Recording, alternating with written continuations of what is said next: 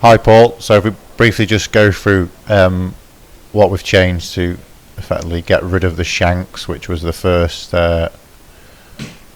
and sort of worst shot that you've got in your bag. So first swing on the right hand side here, so we're just concentrating on what the club face is doing and the angle of the club face in the swing in relation to the arc, where it is at the top, how far the swing is, etc.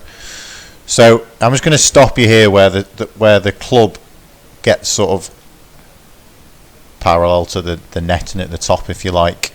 And then if we go to the new and improved one now on the left hand side and we look at the difference in what the club is doing. So this is through a combination of changing the grip, also understanding the sort of wrist conditions that are desirable in the swing. You can see that it doesn't really look that different in terms of this versus this. The only sort of noticeable thing is that the left wrist is a lot more flatter, or you could use the term flexion or bowed if you want to use that. But the significant difference between this and this is huge, and this then relates into the downswing as well. So yes, it's okay that it looks much better here, but does it have a direct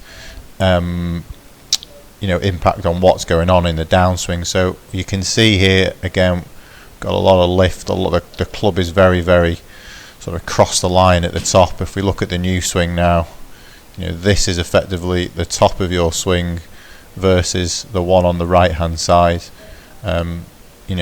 Just noticeably different, and again, all pretty much achieved through just understanding the correct wrist conditions.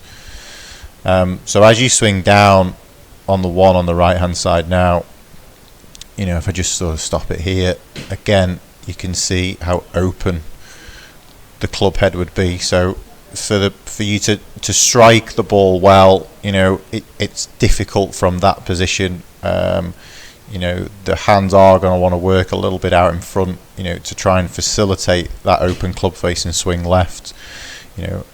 One on the left hand side, by all means it's not perfect, but you can see the difference in the angle of the face and how the sort of pitch of the shaft is much further back. This one here, the hands are pretty much in the same position, I would say, so sort of level to your belly button, if you like.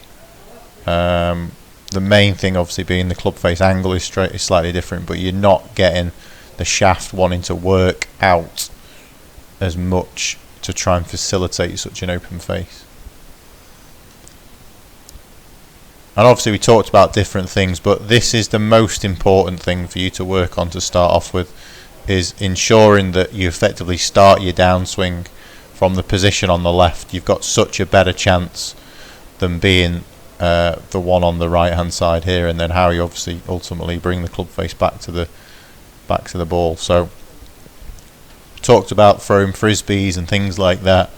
Obviously gave you the little drill of just popping the ball next to it here, so just keeping it simple.